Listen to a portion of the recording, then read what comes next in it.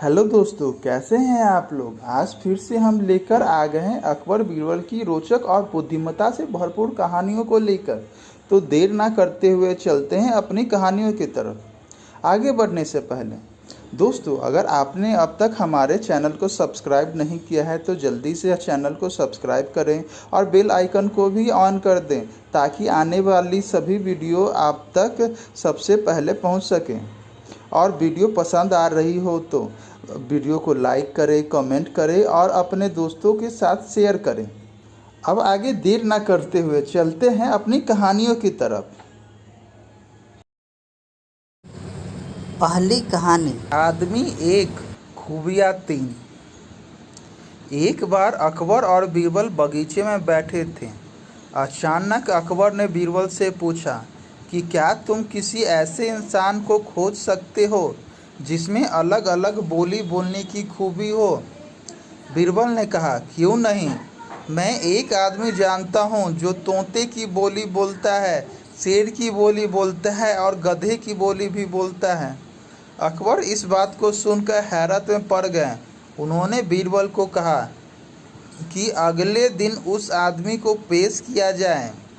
बीरबल उस आदमी को अगले दिन सुबह दरबार में ले गए और उसे एक छोटी बोतल शराब पिला दी।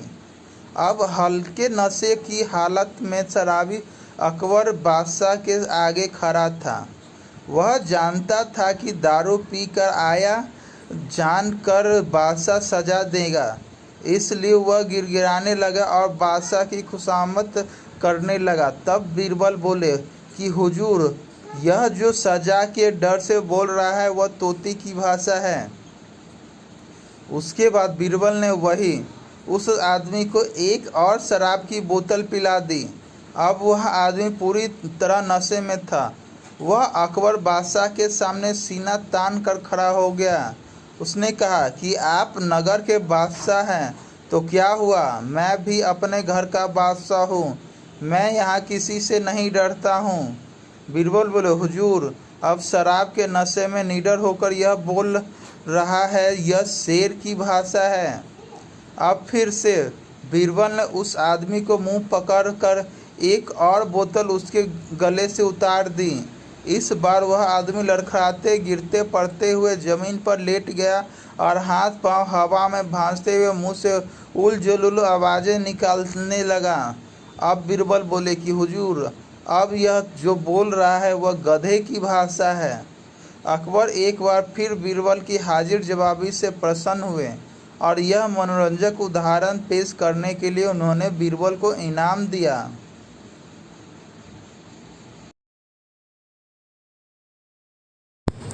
दूसरी कहानी। ईश्वर अच्छा ही करता है। बीरबल एक ईमानदार तथा धर्मप्रिय व्यक्ति था। वह प्रतिदिन ईश्वर की आराधना बिना नागा किए करता था। इससे उसे नैतिक व मानसिक बल प्राप्त होता था। वह अक्सर कहा करता था कि ईश्वर जो कुछ भी करता है मनुष्य के भले के लिए ही करता है। कभी कभी हमें ऐसा लगता है कि ईश्वर हम पर कृपा दृष्टि नहीं रखता, लेकिन ऐसा होता नहीं। कभी कभी तो उसके वरदान को भी लोग साफ समझने की भूल कर बैठते हैं। वह हमको थोड़ी पीड़ा इसलिए देता है ताकि बड़ी पीड़ा से बच सकें। एक दरबारी को बीरबल की ऐसी बातें पसंद ना आती थी। एक दिन वही दरबारी दरबार में बीरबल को संबोधित करता हुआ बोला, देखो ईश्वर ने मेरे साथ क्या किया। कल शाम को जब मैंने जानवरों के लिए चारा काट रहा था तो अचानक मेरी छोटी उंगली कट गई। क्या अब भी तुम यही कहोगे कि ईश्वर ने मेरे लिए यह अच्छा किया है। कुछ देर चुप रहने के बाद बोला बीरबल, मेरा अब भी यही विश्वास है, क्योंकि ईश्वर जो कुछ भी करता है मनुष्य के भले के लिए ही करता है।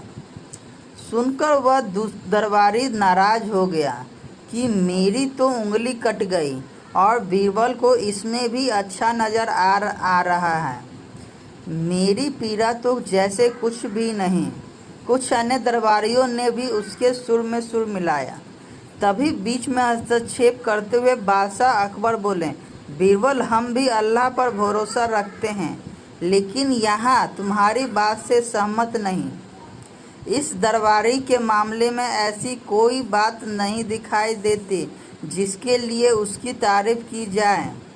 बीरबल मुस्कुराता हुआ बोला, ठीक है जहाँपनाह, समय ही बताएगा। अब 3 महीने बीत चुके थे। वह दरबारी जिसकी उंगली कट गई थी उन्हें जंगल में शिकार खेलने निकला हुआ था। एक हिरन का पीछा करते वह भटक कर आदिवासियों के हाथों में जा पड़ा। वो आदिवासी अपने देवता को प्रसन्न करने के लिए मानव बलि में विश्वास रखते थे। अतः वे उस दरबारी को पकड़कर मंदिर में ले गए बलि चढ़ाने के लिए। लेकिन जब पुजारी ने उसके शरीर का निरीक्षण किया तो हाथ की एक उंगली कम पाई। नहीं, इस आदमी की बलि नहीं दी जा सकती, मंदिर का पुजारी बोला। यदि 9 उंगलियों वाले इस आदमी को बलि चढ़ा दिया गया तो हमारे देवता बजाय प्रसन्न होने के क्रोधित हो जाएंगे। अधूरी बलि उन्हें पसंद नहीं। हमें महामारियों, बाढ़ या सूखे का प्रकोप झेलना पड़ सकता है, इसलिए इसे छोड़ देना ही ठीक होगा। और उस दरबारी को मुक्त कर दिया गया। अगले दिन वह दरबारी दरबार में बीरबल के पास आकर रोने लगा। तभी बादशाह की भी दरबार में आग पहुँचे और उस दरबारी को बीरबल के सामने रोता देखकर हैरान रह गए। तुम्हें क्या हुआ, रो क्यों रहे हो? अकबर ने सवाल किया। जवाब में उस दरबारी ने अपनी आपबीती विस्तार से कह सुनाई। वह बोला, अब मुझे विश्वास हो गया है कि ईश्वर जो कुछ भी करता है मनुष्य के भले के लिए ही करता है। यदि मेरी उंगली न कटी होती तो निश्चित ही आदिवासी मेरी बलि चढ़ा देते। इसलिए मैं रो रहा हूँ, लेकिन ये आंसू खुशी के हैं। मैं खुश हूँ क्योंकि मैं जिंदा हूँ। बीरबल के ईश्वर पर विश्वास को संदेह की दृष्टि से देखना मेरी भूल थी। अकबर ने मंद मंद मुस्कुराते हुए दरबारियों की ओर देखा जो सिर झुकाए चुपचाप खड़े थे। अकबर को गर्व महसूस हो रहा था कि बीरबल जैसा बुद्धिमान उसके दरबारियों में से एक है। तीसरी कहानी, कितनी माताएं। एक बार अकबर बीरबल हमेशा की तरह टहलने जा रहे थे। रास्ते में एक तुलसी का पौधा दिखा तो मंत्री बीरबल ने झुककर प्रणाम किया। अकबर ने पूछा, कौन है ये?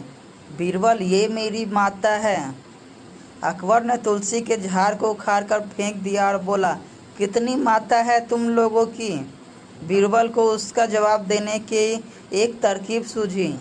आगे एक बिच्छुपति खुजली वाला झाड़ मिला। बीरबल ने उसे दंडवत प्रणाम कर कहा, जय हो बाप मेरे। अकबर को गुस्सा आया और दोनों हाथों से झाड़ को उखाड़ने लगा। इतने में अकबर को भयंकर खुजली होने लगी तो अकबर बोला, बीरबल, ये क्या हो गया? बीरबल ने कहा, आपने मेरी माँ को मारा इसलिए गुस्सा हो गए। अकबर जहाँ भी हाथ लगाता खुजली होने लगती तथा बोला कि बीरबल, जल्दी ही कोई उपाय बताओ।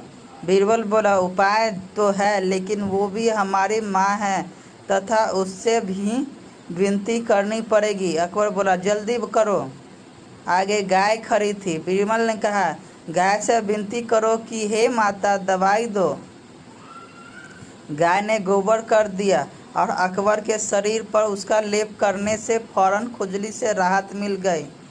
अकबर बोला, बीरबल, अब क्या हम राजमहल ऐसे ही जाएंगे? बीरबल ने कहा, नहीं बादशाह, हमारी एक और माँ है। सामने ही गंगा बह रही थी। आप बोलिए, हर हर गंगे, जय गंगा मैया की, और कूद जाइए। नहाकर अपने आप को तरोताज़ा महसूस करते हुए अकबर ने बीरबल से कहा कि ये तुलसी माता, गौ माता, गंगा माता को जगत माता है। इनको मानने वालों को ही हिंदू कहते हैं।